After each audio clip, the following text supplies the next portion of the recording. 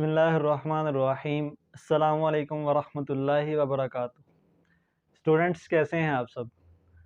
Student, last time हमने बात की थी इंट्रोडक्शन टू फिज़िक्स। तो स्टूडेंट्स, आज का हमारा आर्टिकल है chapter number 1 physical quantities and measurements, and आज का हमारा आर्टिकल है ब्रांचेस ऑफ फिज़िक्स। स्टूडेंट, जिस तरह नेचुरल फिलोसफी को डिवाइड किया गया दो टाइप्स के अंदर, दो ब्रांचेस के अंदर, physical sciences and biological sciences, and then इसके बाद physical sciences and biological sciences को भी मज़ीद आगे ब्रांचेस में डिवाइड किया गया। तो हमारी जो फिज़िक्स थी, ये फिज़िक्स जो थी ये हमारी आई थी फिजिकल साइंसेस में से। फिजिकल साइंसेस को हमने 5 ब्रांचेस में डिवाइड किया जो हमने लास्ट टाइम बात की थी, और उनमें से एक थी हमारी फिज़िक्स। सो साहब, फिज़िक्स के अंदर भी नॉलेज इतना ज़्यादा बढ़ गया कि कोई भी एक आदमी सारी की सारी फिज़िक्स को नहीं पढ़ सकता था। तो फिर हमने फिज़िक्स को जो है डिफरेंट ब्रांचेस के अंदर इसको डिवाइड किया। तो आज की हमारी डिस्कशन है कि वो जो फिज़िक्स को हमने डिवाइड किया डिफरेंट ब्रांचेस के अंदर, वो ब्रांचेस कौन कौन सी हैं और उन ब्रांचेस के अंदर हम किस चीज़ को डिस्कस करते हैं। तो सबसे हमारी पहली ब्रांच है मैकेनिक्स। सर, मैकेनिक्स अगर हम स्टडी करते हैं मोशन ऑफ ऑब्जेक्ट्स, यानी कोई भी ऑब्जेक्ट जो हैं जो मूव कर रहे हैं, हम उनकी मूवमेंट को, हम उनकी मोशन को डिस्कस करते हैं इसके अंदर। एंड देन इट्स काजेस, कि वो जो मोशन है वो किस वजह से है, किस काज की वजह से वो मोशन हो रही है। एंड इसके बाद इफेक्ट्स, और उस मोशन की वजह से क्या इफेक्ट्स प्रोड्यूस हो रहे हैं, क्या असरार प्रोड्यूस हो रहे हैं। एग्जाम्पल के तौर पे एक बाईसाइकिल मूव कर रहा है, वो मोशन के अंदर है, तो हम मैकेनिक्स में क्या डिस्कस करते हैं, वो जो बाईसाइकिल है उसकी मोशन को। सेकंड, वो मोशन किस वजह से है, बाईसाइकिल क्यों मूव कर रहा है, उसका काज क्या है। एंड देन उसके मूव करने की वजह से क्या इफेक्ट्स प्रोड्यूस हो रहे हैं। तो बहुत सारी एग्जांपल इसमें आ सकती हैं। कार की मूवमेंट की हम इसमें डिस्कशन कर सकते हैं, फैन की मूवमेंट की हम इसमें डिस्कशन कर सकते हैं, डिफरेंट पार्टिकल्स जो एटम्स के अंदर मूव करते हैं हम उसकी भी इसमें डिस्कशन कर सकते हैं। यानी कि हम इसमें क्या डिस्कस करते हैं, किसी भी ऑब्जेक्ट की मोशन को। सेकंड है हमारे पास हीट। सो इसमें हम स्टडी करते हैं नेचर ऑफ हीट को, कि जो हमारे पास हीट है उसकी नेचर कैसी है, वो किस तरह की है। सेकंड, मोड्स ऑफ ट्रांसफर, वो जो heat from one place to another place transfer होती है वो कैसे ट्रांसफर होती है, उसका काज क्या है, उसकी वजह क्या है। And then effect of heat, उस हीट के ट्रांसफर होने की वजह से क्या इफेक्ट्स प्रोड्यूस हो रहे हैं। सर, जब आप फ्लेम के ऊपर कोई भी चीज़ बनाते हैं, आप खाना बनाते हैं, आप फ्लेम के ऊपर किसी भी चीज़ को जब रखते हैं, तो जो भी आपने बर्तन फ्लेम के ऊपर रखा है, तो थोड़ी ही देर के बाद वो हीट जो फ्लेम के अंदर होती है, वो हीट थोड़ी ही देर के बाद उस बर्तन के अंदर ट्रांसफ़र हो जाती है, और वो बर्तन जो है वो गर्म होना शुरू हो जाता है, और उस बर्तन में जो भी चीज़ आपने डाली है वो चीज़ भी गर्म होना शुरू हो जाती है। तो यहाँ से हमें ये बात पता चली कि वो हीट जो फ्लेम के अंदर थी, जो आग के अंदर थी, वो हीट ट्रांसफ़र होके उस बर्तन के अंदर चली जाती है, और उस बर्तन में से ट्रांसफ़र होके वो जो हमने चीज़ उस बर्तन में डाली है उसमें चली जाती है।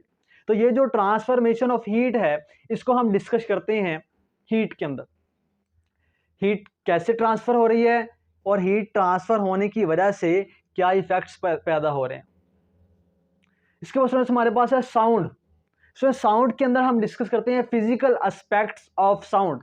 सो आपने एक बात याद रखनी है, ये जो ब्रांचेज हैं इनमें आपने कंफ्यूज नहीं होना, आपने सबके अंदर 3 बातें बतानी है।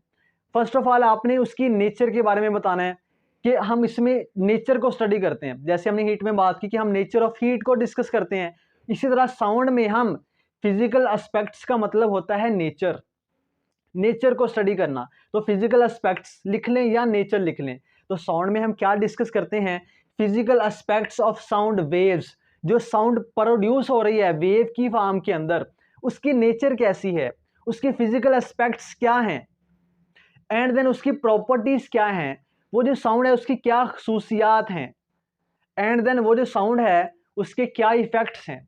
तो ये 3 चीज़ें आपने इनके अंदर बतानी है। फर्स्ट ऑफ ऑल नेचर, कि जो भी चीज़ है हम उसकी नेचर को डिस्कस करते हैं, उसकी प्रॉपर्टीज को डिस्कस करते हैं एंड उसके हम इफेक्ट्स को डिस्कस करते हैं।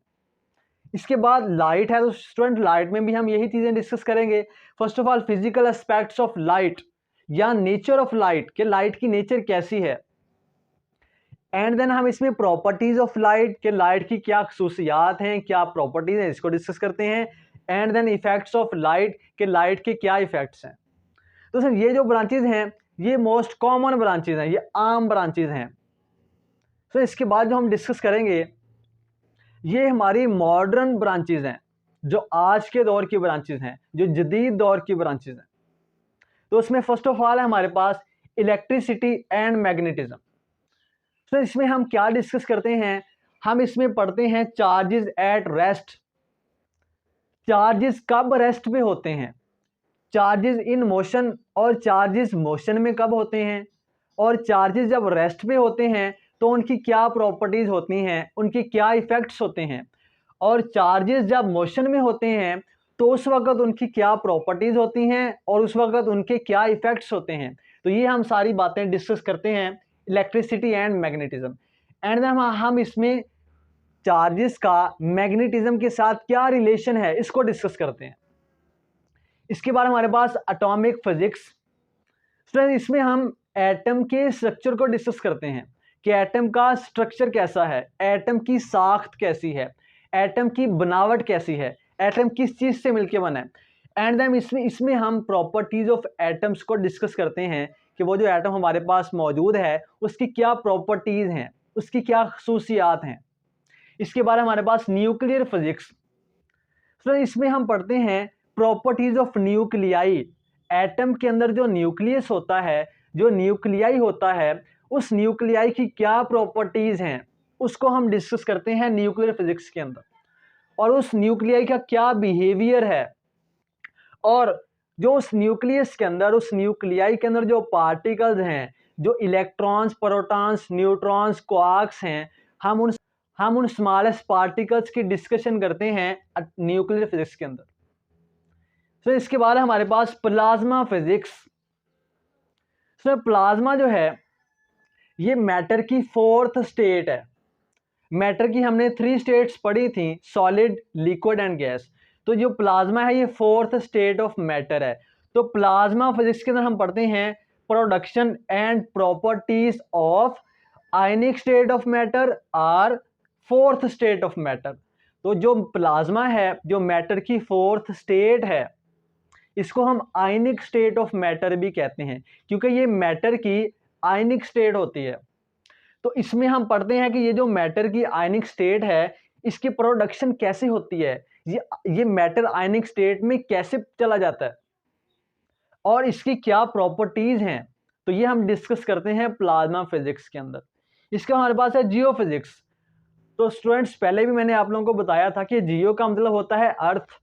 तो जियो फिजिक्स का मतलब कि हम इसमें अर्थ के स्ट्रक्चर को स्टडी करते हैं, इंटरनल स्ट्रक्चर ऑफ अर्थ, कि जमीन की अंदरूनी साख्त कैसी है, जमीन की बनावट कैसी है। तो स्टूडेंट्स ये थी हमारी ब्रांचेज ऑफ फिजिक्स।